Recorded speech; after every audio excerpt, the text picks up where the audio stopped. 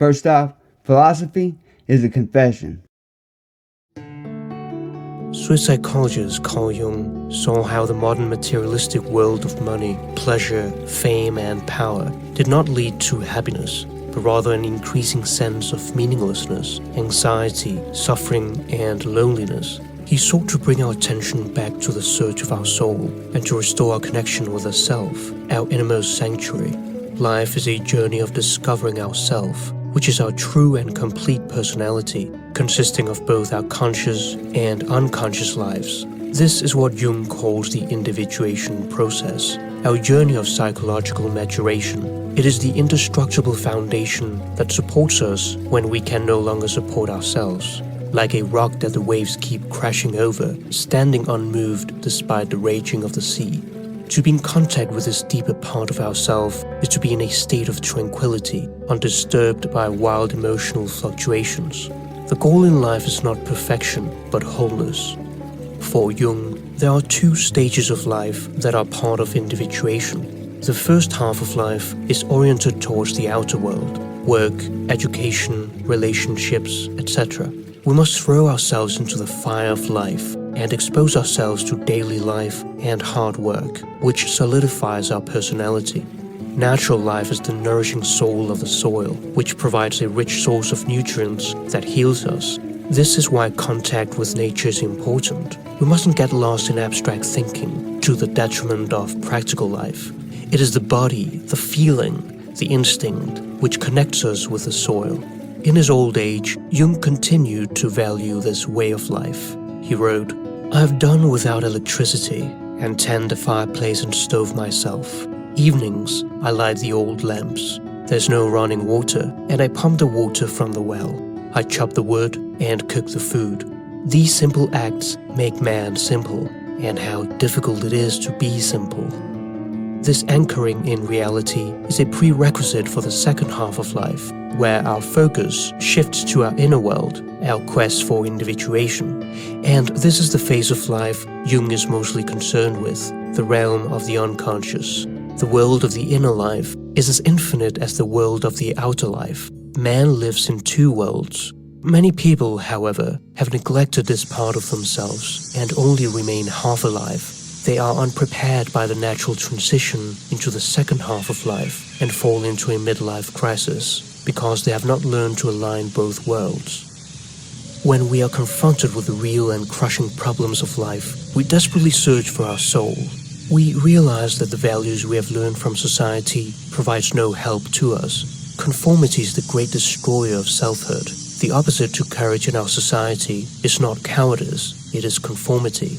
We are often persuaded to take the apparently easier road of merging with the crowd and forgetting ourselves. It requires courage to stand against the crowd. A person can be surrounded by a crowd of people and yet feel completely alone because he's alienated from himself.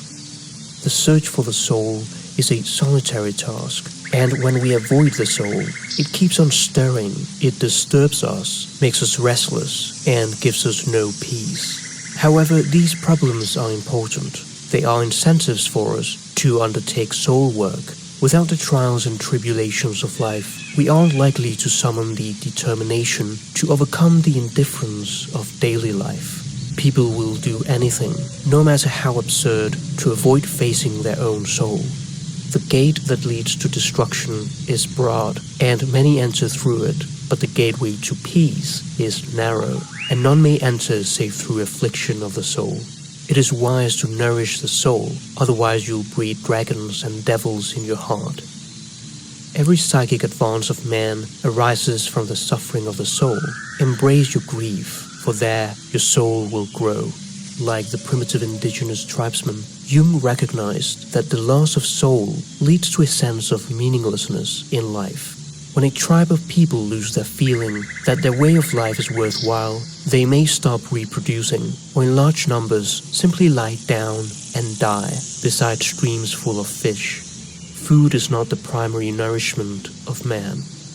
In place of our current banal life, Jung would ask us to embark on a great adventure of self-knowledge, which comes upon investigating one's inner world, the unconscious realm. And for Jung, This is the true journey of life. Without the soul, the body is dead. And without the body, the soul is unreal. The soul is the home of our supreme values. Dreams are the guiding words of the soul. We must carry them in our heart and go back and forth over them in our mind, like the words of the person dearest to us. The dream is a little hidden door in the innermost and most secret recesses of the soul, opening into that cosmic night which was psyche long before there was any ego consciousness. Apart from dreams, Jung developed the technique of active imagination, where you have a dialogue with different parts of yourself that live in the unconscious. It is similar to dreaming, except that you are fully awake and conscious during the experience. He discovered this technique when he experienced the dark night of the soul, or what he calls his confrontation with the unconscious. A midlife existential catastrophe in which he was overwhelmed with visions and plunged into unknown depths. It was as though he experienced a psychological death, and he decided that outer death is better than inner death. For that reason, he turned away and sought the place of the inner life, and thus began his search for his soul. This led to one of the greatest contributions to mankind, the Red Book. Jung wrote, my soul, where are you? Do you hear me? I speak, I call you. Are you there? I have returned. I am here again. I've shaken the dust of all the lands from my feet, and I've come to you. I am with you. After long years of long wandering, I've come to you again. There is only one way to the soul, and that is your way. There is only one salvation, and that is your salvation. If the path before you is clear, you're probably on someone else's. Each one must go his own way. Hence, look into yourself, for you must fulfill the way that is in you. When we are in contact with our inner self, we are more likely to experience synchronicities, that is, meaningful patterns in life, where the inner world is seen to have a correspondence in external reality. The first step towards individuation is the integration of the shadow. This is not our enemy, but our ally. It contains pure gold waiting to be integrated into our personality. It becomes dark only when it is ignored. We must learn to watch our emotional impulses and be aware of projecting our own problems onto other innocent people. It is only after the encounter with the shadow that we can move on to the deepest part of the soul, which Jung calls the anima, the female psychological tendencies in man, and the animus, the male psychological tendencies in women. These are the contrasexual soul images in our psyche, while the integration of the shadow is the apprentice piece. The soul image is the masterpiece. The integration of the anima is done through taking seriously the feelings, moods, and fantasies of the unconscious and bringing them into reality through creative work, such as painting, writing, sculpture, or musical composition. The anima is the source of life, and when it is not integrated, we feel lifeless and depressed. It enriches our life by making the unconscious contents conscious. The animus, on the other hand, is the source of meaning. It gives our unconscious contents meaning in the outer world. It endows a woman with qualities of initiative, courage, objectivity, and spiritual wisdom, avoiding cold and destructive reflections or hidden convictions. Sculpture or musical composition. The anima is the source of life, and when it is not integrated, we feel lifeless and depressed. It enriches our life by making the unconscious contents conscious. The animus, on the other hand, is the source of meaning. It gives our unconscious contents meaning in the outer world. It endows a woman with qualities of initiative, courage, objectivity, and spiritual wisdom, avoiding cold and destructive reflections or hidden convictions about how life ought to be, as if stuck in a cocoon of dreamy thoughts, which cuts a woman off from the reality of life. The integration of the soul image is what calls a path to the most fundamental figure, the self. Wholeness can only be achieved through a union of opposites, in which our light and dark side are united. Jung's individuation process is analogous to the great work of the alchemists, where the philosopher's stone is a symbol of the self, which is found within oneself.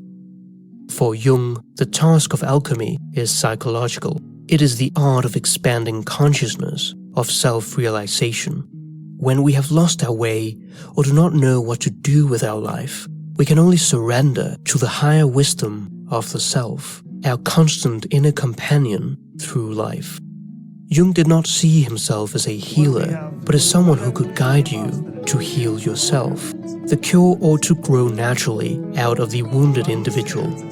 This search for ourselves allows for empathy, mutual understanding, and a desire to become an ally in other people's journeys towards psychological maturation. Thus, we improve our relationship with ourselves, with others, and with nature. Life is not a problem to be solved, but a mystery to be experienced. We do not require any esoteric knowledge to be in contact with the self.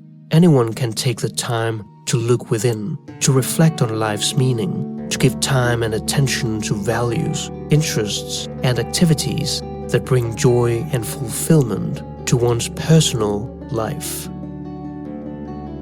Who looks outside dreams. Who looks inside awakes.